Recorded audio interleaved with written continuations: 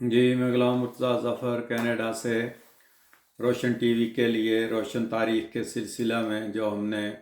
تاریخ ہندوستان اور تاریخ پنجاب شروع کی ہوئی ہے اس کی آج 24ویں قسط لے کر جو ہے نا وہ حاضر ہوتے ہیں۔ تو 23ویں قسط جو اس سے پہلی تھی اس میں ہم نے ایک پارٹ کیا اکبر کے دور کا، تو تھوڑا حصہ کور ہوا تھا۔ اب اس سے آگے چلتے ہیں، ہو سکتا ہے کہ اس کے ایک دو حصے اور ہوں، کیونکہ اکبر کا دور سب سے لمبا دور تھا۔ مغلیہ جو خاندان کی حکومت تھی یا مغلیہ دور جو اس کو کہتے ہیں، یہ 50 سال چلا تھا۔ تو اکبر نے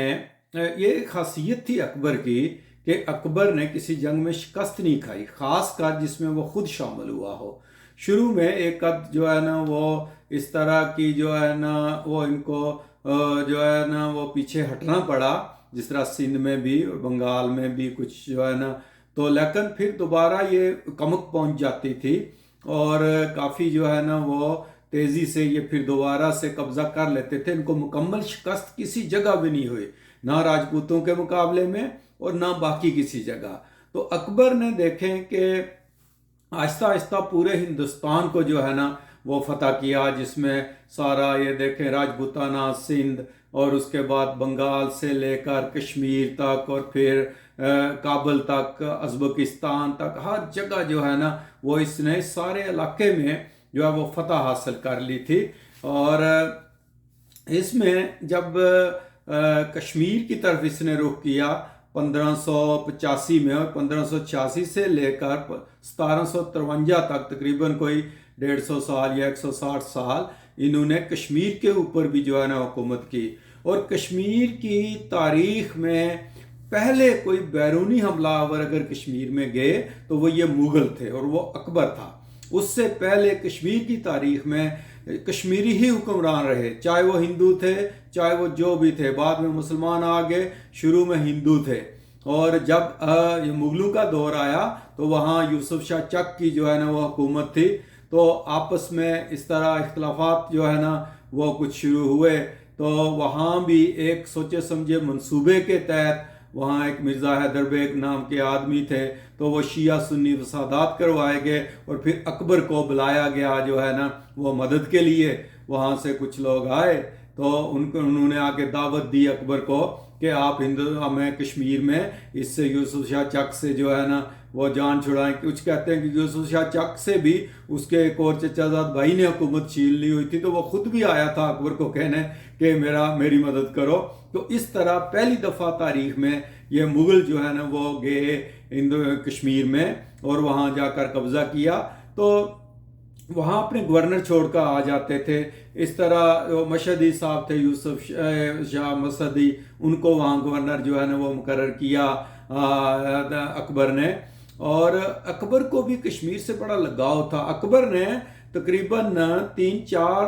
دورے کیے کشمیر کے، وہ جایا کرتے تھے، اور جہانگیر نے تو تقریباً 8 دورے کشمیر کے کیے۔ جہانگیر اور نور جہاں کو تو بہت ہی پیار تھا کشمیر سے، اور بیچارہ مرا بھی اسی طرح کشمیر سے واپس آتے ہوئے بمبر کے مقام پہ جو ہے نا یہ فوت ہو گیا تھا جہانگیر۔ وہ اس کے جہانگیر کا جب اس کے بعد دور چلے گا، اس کے واقعات بیان ہوں گے تو اس میں ہم بیان کریں گے۔ تو اکبر نے وہاں جا کر جو ہے نا وہ اپنے گورنر مقرر کیے اور کشمیر پہ قبضہ کیا۔ اور ویسے مغلوں کی ایک بات تھی کہ جہاں جاتے تھے وہاں تعمیر و ترقی بہت کرتے تھے۔ یہی جس طرح اگر آپ برٹش کالونیز کو دیکھیں اور فرینچ یا پرتگیز کالونیز کو دیکھیں تو نمایاں فرق نظر آتا ہے۔ برٹش کالونی جہاں رہی انہوں نے کچھ نہ کچھ کام بھی کیے۔ ہندوستان کی مثال ہی آپ لے لیں، وہاں ہمارا جو سارا نظام ہے ریلوے کا، ڈاک کا، اریگیشن وغیرہ کا، یہ انہوں نے ڈیولپ کیا تھا۔ تو اسی طرح مغلوں نے بھی کشمیر میں جا کر ان کی بڑی یادیں ہیں، جس طرح نشاط باغ ہے، شالیمار باغ ہے، وہاں جھیل ڈل میں انہوں نے بڑا کام کیا، وہاں قلعے بنوائے، مسجدیں بنوائیں، پتھر مسجد جو ہے نا وہ بڑی نشانی ہے نور جہاں نے بنوائی تھی۔ تو اس طرح انہوں نے وہاں جو ہے نا وہ کام کیے کشمیر میں۔ تو اس کے بعد جب کشمیر پہ ان کا قبضہ ہو گیا تو پھر انہوں نے راجپوتانہ وغیرہ پہ، پھر یہ جو راجستھان تھا اس کے اوپر بھی جو ہے نا وہ قبضہ کیا، اور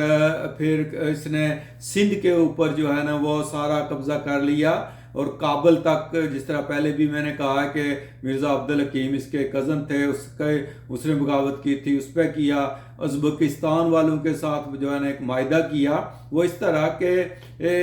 جو صفوی تھے ایرانی، ان کی حمایت تھی مغلوں کو، مگر جو ازبکستان والے تھے وہ صفویوں کے خلاف تھے۔ تو اس طرح انہوں نے آپس میں معاہدہ کر لیا کہ اکبر نے کہا کہ اگر آپ صفویوں کے خلاف کوئی کارروائی کرو گے تو میں مداخلت نہیں کروں گا، لیکن ان کو کہا کہ آپ ان کی افغانوں کی مدد نہیں کرو گے، آپ پٹھانوں کی مدد جو ہے نا وہ نہیں کرو گے۔ تو اس طرح ان کا ایک معاہدہ ہو گیا تھا۔ تو اس طرح تقریباً سارے ہندوستان، جو آج کل کا ہندوستان، پاکستان، بنگلہ دیش ہے، اور کشمیر سمیت، اور کابل، افغانستان وغیرہ سمیت، ہر جگہ پہ اس کی حکومت جو ہے نا وہ قائم ہو گئی تھی۔ پھر جو میوار اور مرواڑ کا جو ایریا تھا، وہاں کے حاکم ودے سنگھ وغیرہ، چندر سنگھ راٹھور کے ساتھ جو مقابلے ہوئے، جے پور کا جو حکمران تھا اس کو بھی شکست دے دی تھی، اور جے پور کے جو حاکم تھا، اس کی جو بیٹی تھی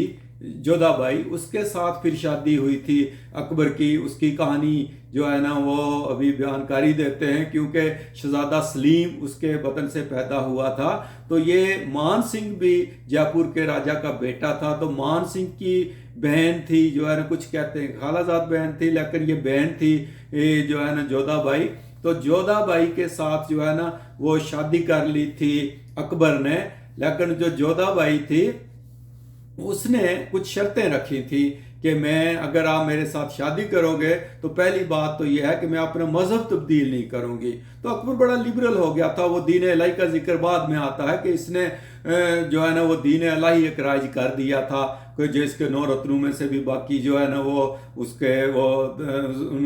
انہوں نے قبول کر لیا تھا۔ تو وہ دین الہی کا ذکر کرتے ہیں کہ وہ کیا تھا اصل میں، لیکن اکبر بڑا لبرل تھا۔ اس نے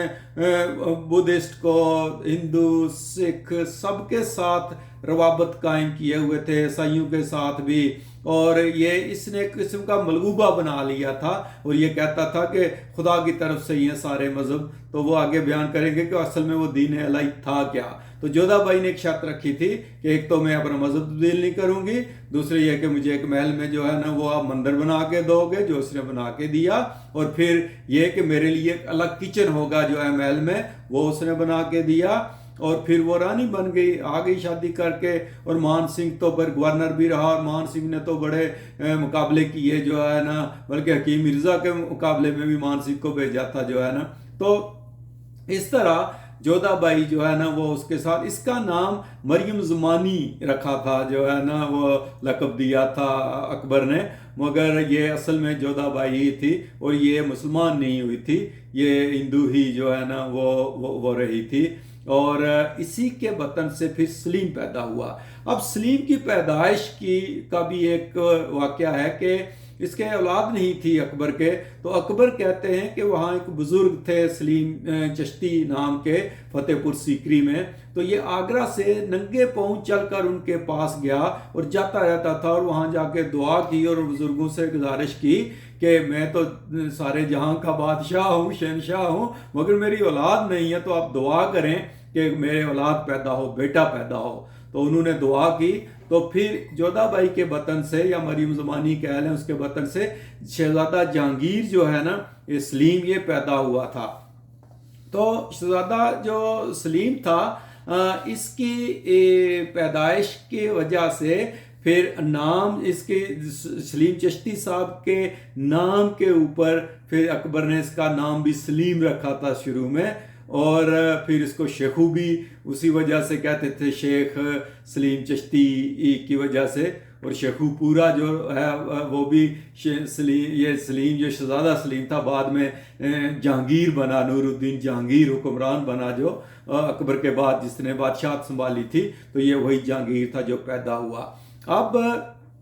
آگرہ جو دارالحکومت تھا مگر اتنی عقیدت تھی اکبر کو سلیم چشتی صاحب سے، بزرگوں سے، کہ اس نے فتح پور سیکری میں ایک قسم کا دارالحکومت جو ہے نا وہ تبدیل کر لیا، اور وہاں ایک بہت بڑا محل بنوایا، باغ بنوایا، وہ بڑا عظیم الشان آج بھی موجود ہے، وہ سرخ پتھر کا، اور اس نے ہر چیز وہاں جو ہے نا وہ بنوائی اس فتح پور سیکری کے۔ وہ اصل میں ایک نشانی وہ بھی تھی اس کے دین اللہ کی، کہ اس میں جو پلر بنائے ہوئے تھے اس میں اس نے ہر نشانی رکھی ہوئی تھی ہر مذہب کی، یعنی ہندوازم کی بھی، جینازم کی بھی، بدھزم کی بھی، عیسائیت کی بھی، مسلمانوں کی بھی، اور وہ صفوی، اور وہ تمام، یعنی اس نے ہر ایک کی نمائندگی وہاں کی ہوئی تھی۔ ایک قسم کا وہ یہ کہتا تھا کہ دین سارے خدا کی طرف سے ہی جو ہے نا وہ ہیں۔ تو اس طرح اس نے فتح پور سیکری اس کو بہت پسند تھا، تو وہاں ہی یہ اپنے پھر اس کے قسم کی وہ پارلیمنٹ ہاؤس تھا کہ جس میں اس کے وہ 9 رتن بھی جو ہے نا وہ بیٹھتے تھے۔ 9 رتن کی ایک آگے کس چلے گی کہ وہ کیا تھے، تو وہ اس کے جو ہے مصاحب تھے، اس کے مشیر تھے، اور اس کے وزیر تھے، ان کے نام جو ہے نا وہ اگلی قسط میں ہم بیان کریں گے۔ تو اس طرح یہ جو شہزادہ سلیم ہے یہ پیدا ہوا، اور اس کے بعد اس کے جو اور بھی بعد میں اولاد ہوئی مگر وہ مر گئے تھے۔ پہلے جو ہے نا وہ شراب نوشی کرتے تھے، ویسے سلیم بھی افیم کھاتا تھا، شراب پیتا تھا، اور وہ اس کا جب ذکر آئے گا تو کریں گے، بڑا عیاش قسم کا جو تھا اس کی، نور جہاں کی سٹوریاں جو جب اس کا دور آیا تو اس وقت پھر ہم جو ہے نا وہ بیان کریں گے۔ اس نے بغاوت بھی کی جو ہے نا وہ اکبر کے خلاف۔ تو یہ جب جوان ہوا تو چونکہ خود سر سا تھا، لاڈلا تھا، اور اس کو کوئی پوچھنے والا نہیں تھا، تو کہتے تو ہیں کہ جو نور جہاں کا جو واقعہ ہوا اس کے ساتھ شادی نہیں کرنے دی تھی، وہ انارکلی والا ایک متھ بھی ہے، وہ بھی آگے بیان کریں گے۔ تو وہ نور جہاں کی شادی علی کلی سے کروا دی تھی، جو شیر افغان بعد میں بنا اکبر نے، تو اس کی وجہ سے بھی اس کو دکھ تھا سلیم کو کہ میری شادی نور جہاں سے بعد میں تو اس نے کی جب وہ حکمران بنا، مگر پہلے وہ علی کلی کے ساتھ اس کی شادی ہو گئی تھی۔ تو اس طرح بغاوت کر دی تھی اس نے جو ہے نا سلیم نے اکبر کے خلاف، اور وہ 5 سال تک باغی رہا، بیچ میں بچ بچاؤ ہوتا رہا۔ جودھا بائی جب زندہ تھی تو اس نے ایک دفعہ صلح بھی کروائی اکبر کی اور شہزادہ سلیم کی، پھر باغی ہو گیا۔ پھر بیچ میں اس کے 9 رتنوں میں سے ابو الفضل فیضی جو ہے نا ان کو بھیجا اکبر نے کہ جاؤ اس کو سمجھاؤ، لیکن وہ شہزادہ سلیم نے اس کو قتل کروا دیا تھا ابو الفضل فیضی کو۔ تو اس طرح پھر اکبر کو بڑا دکھ ہوا۔ تو اس طرح اکبر کا کوئی آخری دور جو تھا وہ شہزادہ سلیم کی بغاوت کی وجہ سے وہ بیمار بھی رہنے لگا، اور پھر اسی دکھ میں وہ فوت بھی ہو گیا تھا۔ تو